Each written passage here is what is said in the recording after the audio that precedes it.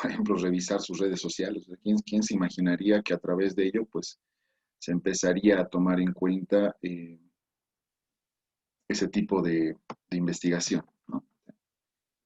Directamente a la persona involucrada. Bien, ¿cuál es el ejercicio profesional del contador público? Y acá justamente es lo que les decía, ¿no? Si bien nosotros nos formamos como contadores públicos, podemos ser parte de un equipo de auditoría forense siempre y cuando tengamos cierta especialidad. Y eso, pues, vamos a revisarlo justamente ahora. Eh, en el ámbito público y privado vinculado con actividades investigativas, o sea, podemos realizar nuestro ejercicio profesional como contadores públicos, ojo, repito, tanto en el ámbito público como privado, ¿no? Y apoyar en tareas o en actividades investigativas como apoyo procesal, contaduría investigativa, peritajes, ¿no? Que permitan coadyuvar a la tarea del equipo de auditoría forense.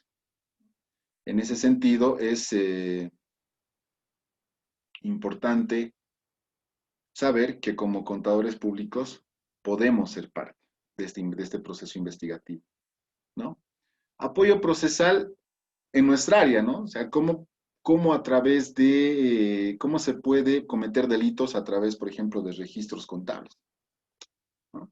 Entonces, ahí nuestra experiencia nos debe permitir justamente buscar indicios que nos lleven hacia el fraude.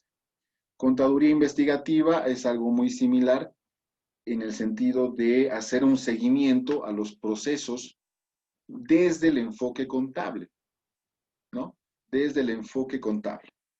Y peritajes sabemos que ya son mucho más especializados, enfocados a un punto de atención para establecer también indicios. Eso es lo más importante en una auditoría, señores, establecer indicios que nos lleguen o nos permitan llegar al delito como tal, ¿ya? También, dentro del apoyo procesal, como les decía, puede fungir como asesor. O sea, ya hemos visto estos tres ámbitos de ejercicio profesional y ahora vamos a ir desarrollando cada uno, ¿no? Dentro del apoyo procesal, el auditor o el contador público puede actuar como asesor, consultor y testigo experto, ¿sí? Les decía hace rato, como experto en asuntos contables, o sea, netamente ligado al estudio de los hechos contables, y debe tener en todo momento independencia e imparcialidad del profesional durante el proceso. Esto es algo que nos vienen enseñando desde Auditoría Financiera 1, ¿sí? Independencia. ¿Qué será independencia, señores? Imparciales. ¿Cómo es que podemos ejemplificar estos dos, que son también parte de los principios de auditoría, ¿sí? Y que lo hemos ido No estar a revisando favor ni del uno ni del otro, ni... ya, pero un ejemplo mucho más concreto, estimado Fernando. Entiendo, o sea, imparcial es, sabemos que es no estar ni de uno ni del otro lado, pero ¿cómo podríamos ejemplificar esto? ¿Cómo podríamos materializar en un ejemplo? A ver, ¿quién quiere ganarse los puntitos extras del día de hoy? Dice, en auditoría gubernamental nos dijo, digamos, para ir a trabajar o, digamos, a ir a auditar alguna empresa o institución, no tienes que tener ningún vínculo con a las personas que vas a auditar. No puedes tener amigos ni familiares. Tienes que, digamos, ya descubres que ya tienes algún pariente, algo en ahí, tienes que decirle al supervisor sobre ese aspecto. Eso sería, Lisa. Muy bien, Rider, exactamente. Cuando un profesional se ve afectado, ¿sí? En el sentido que de repente la persona a la que tiene que investigar es, no sé, un amigo, un familiar, ¿sí? Ahí es el momento en el que el profesional debe velar por su independencia, por su imparcialidad. Imagínense, a ver, pónganse en la situación ustedes como contadores. Imagínense investigar, no sé, a su primo, a su sobrino, a su hermano, ¿no? Porque, bueno, la vida es así. La vida a veces te pone enfrente a personas con las que puedes llegar a tener una relación familiar, ¿no? O inclusive de amistad. ¿Qué pasa si a quien estás investigando es, pues, tu mejor amigo, tu amigo de infancia, de colegio? O sea, ¿creen que el desarrollo de esa investigación va a ser objetivo por parte de ese profesional? ¿Qué opinan? No, Liz. No le hice. ¿Por qué? ¿Por qué no sería objetivo? Simplemente imaginen investigar a todos los ejemplos que he mencionado, ¿no? Amigos, familiares, no sé, al exnovio, a la exnovia. Bueno, aunque en este caso, pucha, sería, ya no sería objetivo, ¿no? Sino sería destructivo, ¿no? Peor si te ha hecho daño, ¿no? Porque dicen, ya ha existido una relación, un vínculo ya entre esas personas, ¿no? Ya sea buena o mal. Entonces, eso cambia, digamos, totalmente la independencia al momento de hacer, digamos, esta auditoría, porque si yo le tengo, digamos, como se dice vulgarmente, bronca a la otra persona, voy a tratar, pues, de sacar lo peor, ¿no? De eso. No va a ser imparcial tampoco, dicen. O al Exacto, contrario, igual.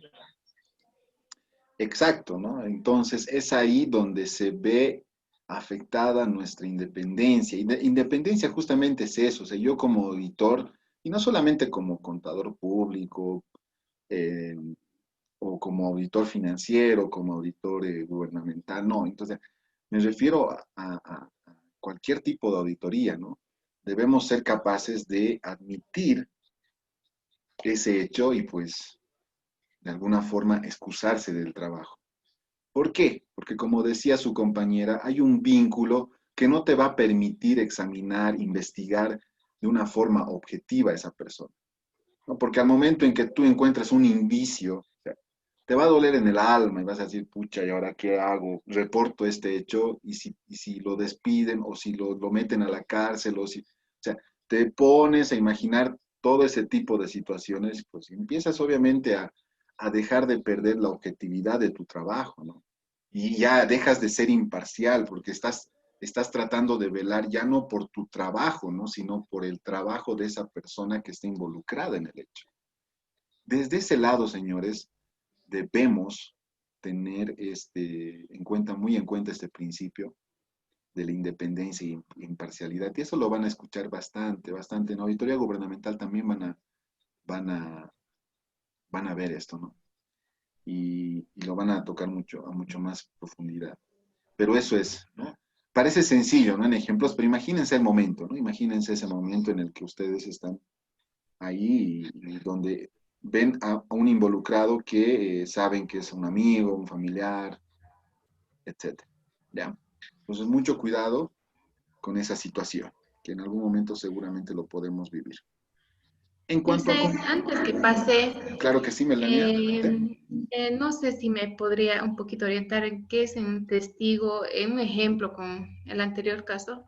Puede volver a la de testigo Experto. experto. Más o menos, ¿a qué se refiere, Liz? Dentro de lo que es los trabajos de asesoría y consultoría en una auditoría, ¿no? La función del contador público, o sea, puede estar ligada a un área específica. Por ejemplo, si se está investigando una evasión fiscal, o sea, ¿yo a quién me voy a ir a contratar? A un experto tributarista, ¿no? Si el tema pasa por algo más financiero, entonces me voy a tener que buscar un experto en finanzas, ¿no? Entonces, en ese sentido, en un proceso de investigación, yo tengo que buscar testigos que me permitan, ¿sí?, defender en algún caso o colaborar con la investigación. Estamos hablando entre ejemplos en ambas partes, ¿no? Entonces, a eso se refiere. Y se refiere justamente a profesionales que se hayan especializado en diferentes áreas. Entonces, tú como asesor, como consultor, puedes ser experto en tributos, puedes ser experto en finanzas, puedes ser experto en no sé, por ejemplo, personal, ¿no? Contratación de personal, etcétera, ¿no? Entonces puedes tener diferentes especialidades y pues te consideras experto porque manejas bien esa área, ¿no? A eso se refiere Melania. Ya, Lisa, Se gracias. comprende, ¿verdad? Sí. Muy bien.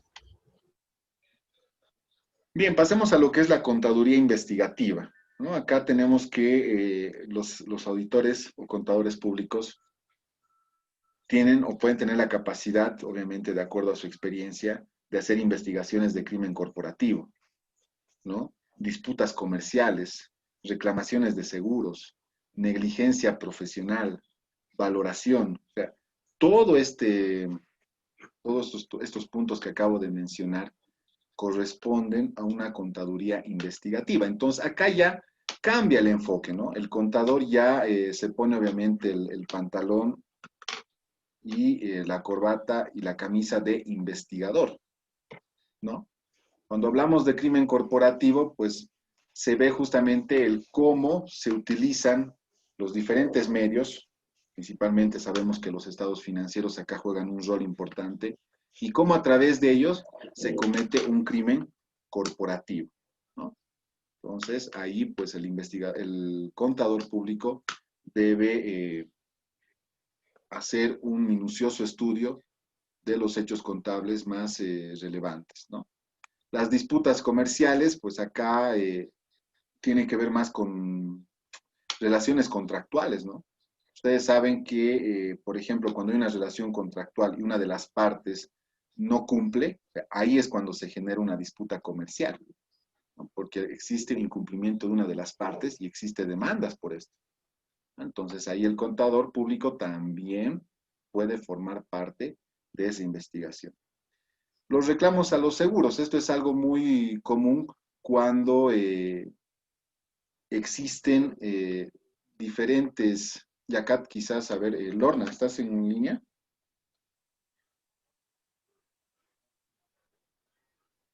Lorna. Sí, Liz. Hola Lorna, ¿cómo estás? Lorna, es verdad que las compañías de seguro pues están permanentemente en disputas por el tema de las coberturas, ¿verdad?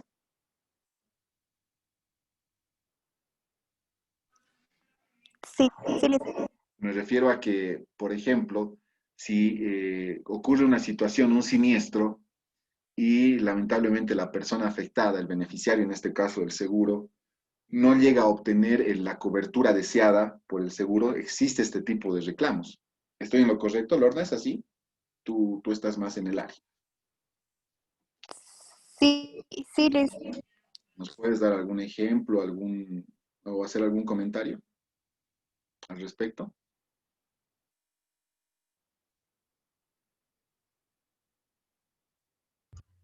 Dicen, yo podría comentar un poquito porque sé más o menos algo. A ver. Por ejemplo, en estos de seguros siempre están restringidos o sea, el seguro nunca va a cumplir cuando hay un suicidio de parte del asegurado, ¿no?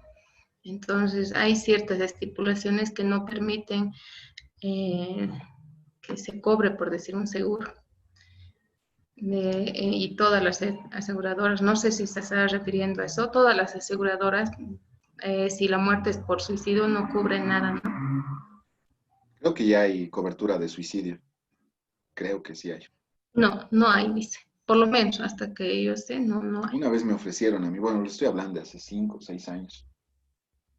Hay Me dijeron que sí, que acá incluso está ahora cubierto el ya de suicidio. enfermedades, tampoco de enfermedades, por decir ya, a ver, no sé qué enfermedad, diabetes, sí, algo así, pero no, ya no cubren muchas cosas. El suicidio no, la verdad no, estoy segura que no. Bueno, es que al margen de esto debemos comprender que la contratación de seguro, o sea, muchas veces cuando nos dicen, cubre esto, ¿no ve?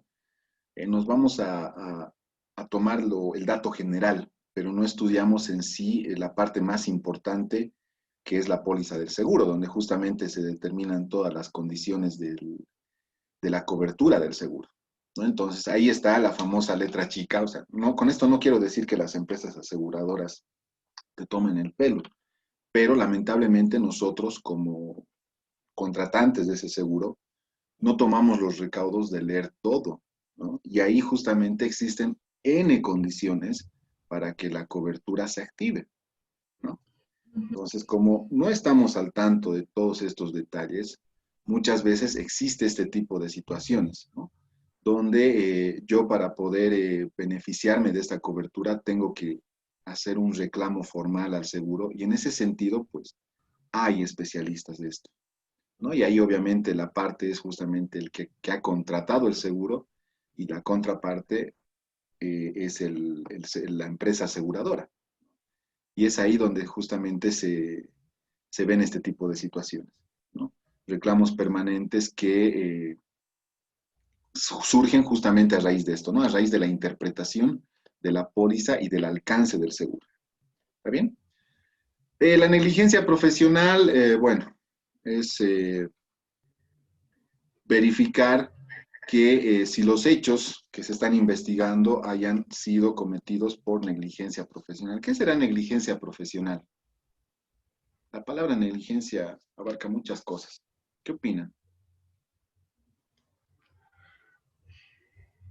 Licen, por Sí, ejemplo, negligencia profesional, por ejemplo, cuando una persona va al médico y se interna, digamos, por un dolor de estómago y sale, ha fallecido y ha sido por negligencia médica, porque no le ha dado la atención prioritaria a ese paciente, porque no le ha hecho todos los exámenes o si no, le ha inyectado, por ejemplo, el doctor te pregunta, ¿usted tiene algún rechazo a algún medicamento? Te pregunta, o tal vez no le ha preguntado, entonces ha cometido una negligencia profesional. ya, pero ahora vamos a la parte Dice, de contabilidad, a ver cómo se podría cometer una negligencia profesional en el ámbito contable, financiero, administrativo. De impuestos le dicen que cuando declara mal, más allá, la multa es para la empresa. Exacto, ¿no? Entonces, hay casos en los que justamente por este tipo de negligencia, las deudas tributarias de las empresas ascienden pues a millones y millones de bolivianos y encima de que existe el riesgo de que te puedan fiscalizar por ese tipo de errores. Entonces ahí pasa, bueno, es un ejemplo mucho más claro de lo que es negligencia profesional. Y bueno, la valoración tiene que ver con el tema de tener la capacidad de valorizar este tipo de hechos, ¿no? Son hechos que se tienen que cuantificar, o sea, es diferente cuando te dicen se ha cometido un delito, ¿no? Ya, bueno, ¿cuál es el delito? El desfalco, pero ya ahí te preguntas cuánto es el desfalco, ¿no? Porque eso es lo que te interesa, cuantificar. En ese sentido es importante que el contador público tenga pues la capacidad de poder realizar ese tipo de valoraciones, ¿ya? Pasamos a lo que son los peritajes. Investigaciones financiera, contable, tributaria, administrativa y de práctica profesional. Ya los peritajes son estudios bien puntuales. Ya deja de ser una auditoría porque estamos yendo a ver un hecho en particular y en específico. Ya pueda ser en el ámbito financiero, contable, tributario, administrativo o de práctica profesional, ¿no? Y en ese sentido, un contador público también puede realizar este tipo de ejercicio. Estamos viendo, no se olviden, el ejercicio profesional del contador público, ¿ya? Eso es lo que estamos estudiando y lo que estamos enunciando en cada uno de estos ejemplos. ¿Está bien? Bien. Ya hemos visto el área de ejercicio del contador público. A ver, vamos a hacer una pequeña evaluación acá. Esther está, Esther Condori.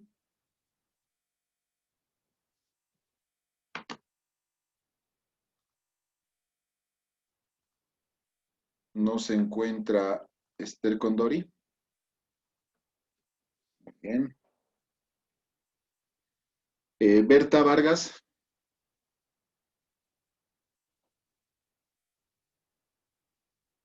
Berta.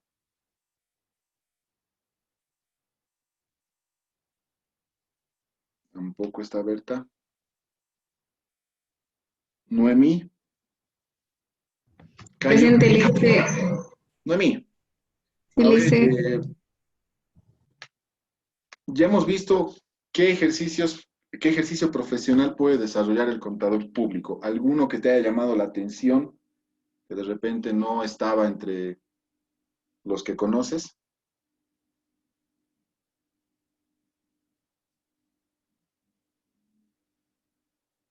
Adelante, Noemí. Sería la disputas comerciales, que se refiere más que todo lo que dijo relaciones contractuales, que son de ambas partes, más o menos de proveedores. Eso sí no tenía, o sea, me he sorprendido, no sabía que existía. Sí, es parte del ejercicio profesional, sobre todo porque obviamente los contadores entendemos cuál es el funcionamiento de una relación contractual comercial, ¿no? Obviamente en términos comerciales. Y a partir de ahí, pues, como contador público puedes coadyuvar en este tipo de investigación. ¿Ya? Muy bien, a mí. Morelia Cruz, ¿se encuentra en línea?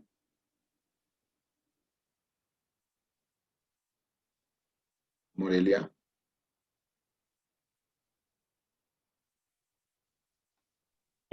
Buenas noches, Lice.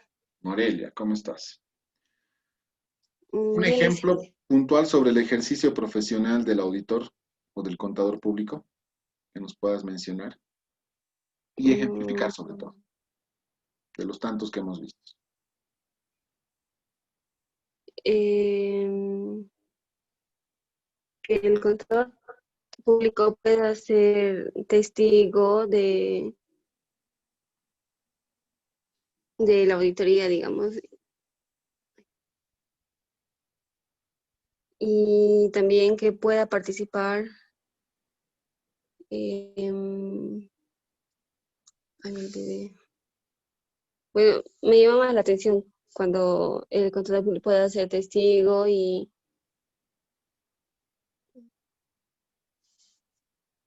sí, eso dice. Morelia, no estás atenta.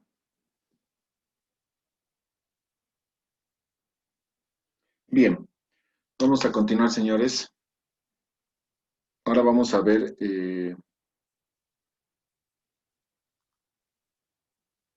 aspectos sobre el auditor forense, ¿ya? ¿Qué funciones realiza el auditor forense? ¿Cuál es su ámbito de trabajo y demás? Los investigadores privados de negocios son los auditores forenses. Un auditor forense se dedica a la investigación de los negocios. ¿Pero con qué fin? Esto ya lo habíamos visto en la primera clase. ¿Cuál es el fin del auditor forense como profesional? ¿Recuerdan? ¿Para qué me contratan como auditor forense? Sí, Lice, era encontrar al responsable de los delitos o los responsables de los que son acusados. Exacto, ¿no?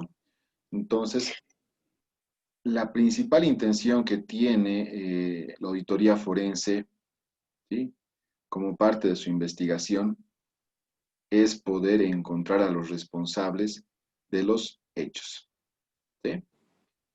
Y obviamente estamos hablando de hechos ilícitos, delitos, corrupción y demás. ¿Qué es lo que hace el auditor forense como profesional? Interpreta, recopila y presenta complejas finanzas y los flujos de manera que sean entendibles con el fin de asistir a la justicia.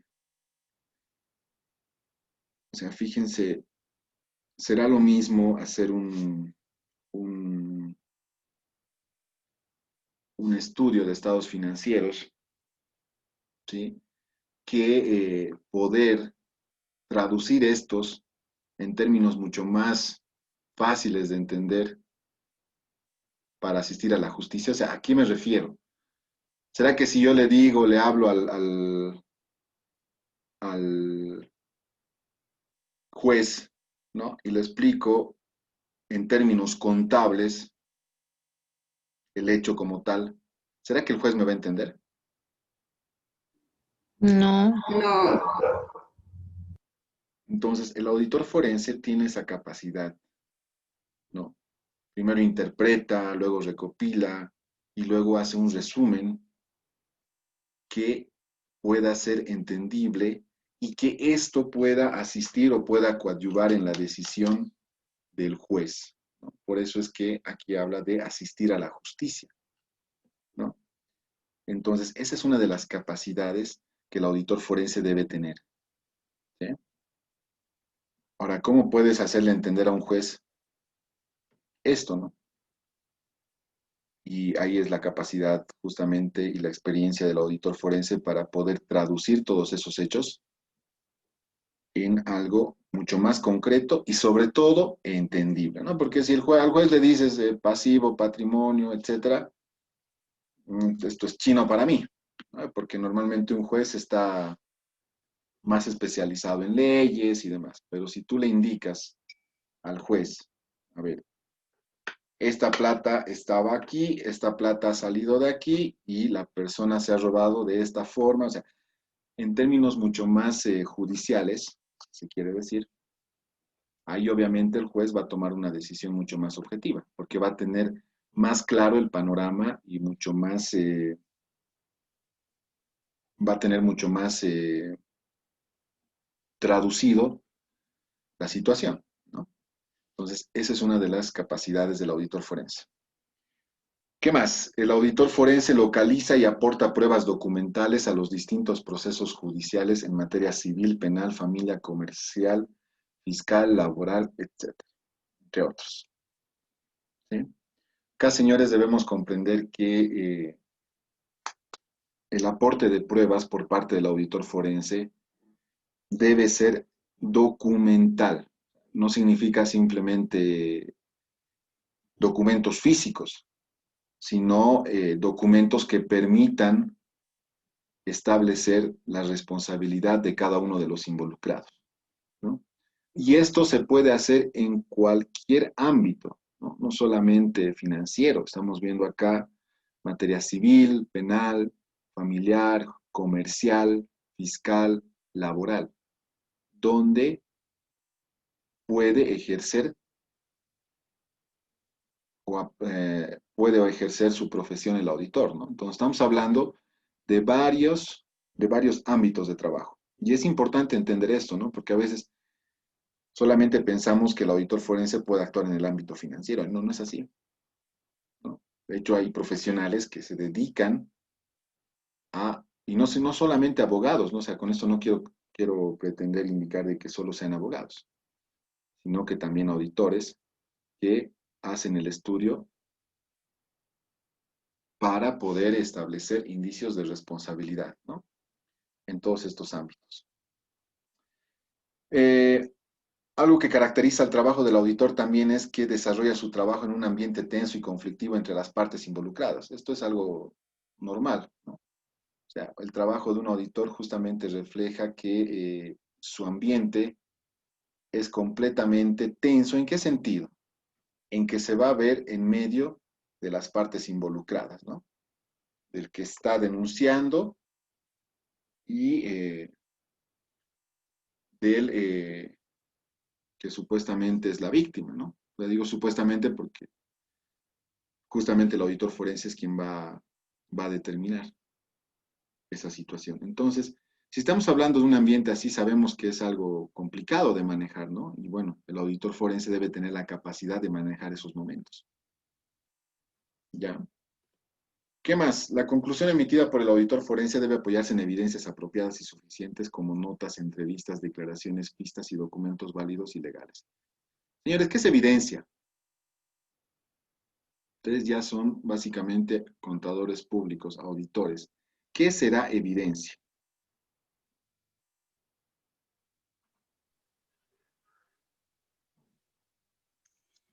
Dicen, es algo que detectas que hay errores por ejemplo, en los estados financieros que no han declarado bien. Entonces se encuentra una evidencia y a raíz de eso la empresa va a tener que pagar multas, todo eso. Dicen, las evidencias son los papeles de trabajo que presenta el auditor para sustentar el trabajo que ha hecho. Ya, muy bien. ¿Qué más? ¿Qué más? Licenciado, son muestras que se obtienen de una investigación. Ya. Es un respaldo del trabajo de que se ha realizado, ¿no?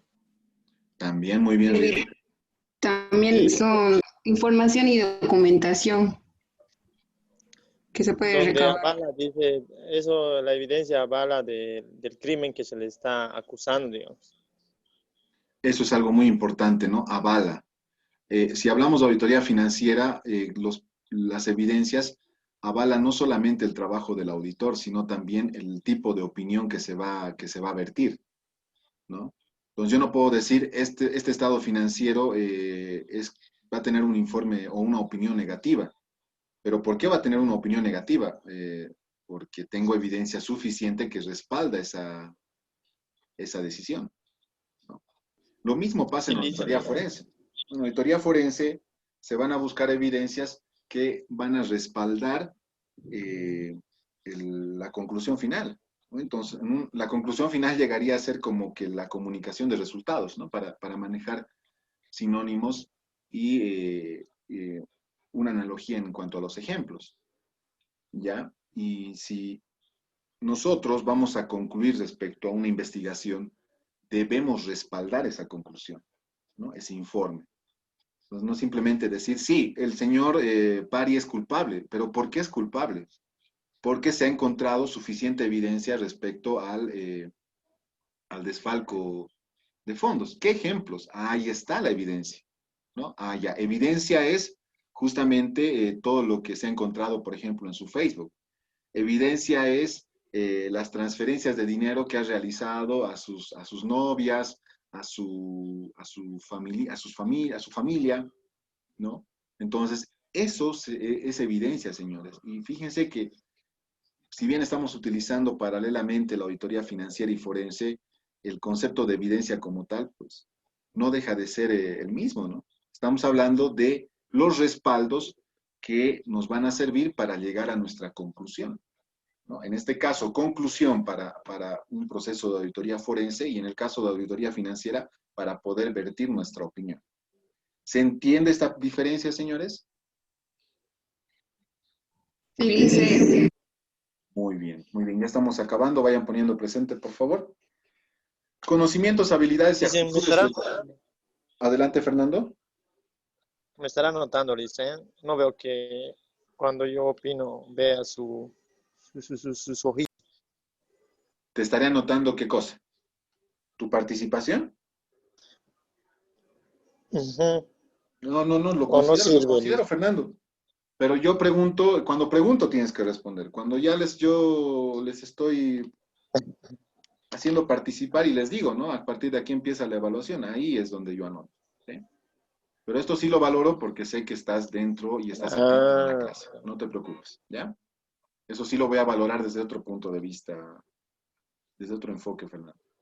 Bien, dentro de los conocimientos, habilidades y actitudes del auditor forense, debemos tomar en cuenta esto, ¿no? Lo que les decía anteriormente. El auditor forense va más allá de la evidencia de auditoría, de la seguridad razonable de los estados financieros.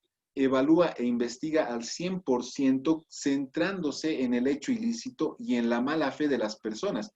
Todo lo contrario, ¿no? En cuanto a auditoría financiera. En auditoría financiera creemos que los involucrados, o sea, toda la empresa, actúa de buena fe, etcétera, ¿no? Pero acá no, o sea, acá tenemos que entender de que hay una mala fe por parte de las personas involucradas del hecho en sí, ¿no? Y que cuando hablamos de una auditoría financiera, nos centramos en revisar solamente para tener cierta razonabilidad o razonabilidad suficiente de que esos estados financieros hayan sido preparados conforme a normativa. Pero acá no, vamos a investigar un hecho al 100%, ¿sí? y debemos centrarnos justamente en esto, ¿no? En la mala fe. Qué feo es, pero es real. ¿Ya? ¿Qué más? Lo que les decía también a un inicio, la formación de auditores forenses incluye aspectos de investigación legal y formación jurídica con énfasis en la recolección de pruebas y evidencia. O sea, acá te tienes que volver un investigador, ¿sí? Especializarte en procesos de investigación, ¿no? Y en un marco jurídico mínimo que justamente te provea de herramientas para participar en este tipo de auditorías. ¿Ya? Bien, señores, vamos a concluir acá. Nos falta un poquito más, sí, ya estábamos concluyendo, pero ya nos queda poco tiempo. Nos vamos a ver directamente el día lunes. Tengan un buen fin de semana y por favor no olviden la entrega de sus trabajos, que es hasta el día de hoy. ¿Está bien? Que les vaya bien hasta el día lunes, señores. Hasta el lunes, dicen. Gracias. Hasta el lunes, dicen. Hasta luego. Chao, chao. Cuídense. Nos vemos el día lunes. Chao, Lice.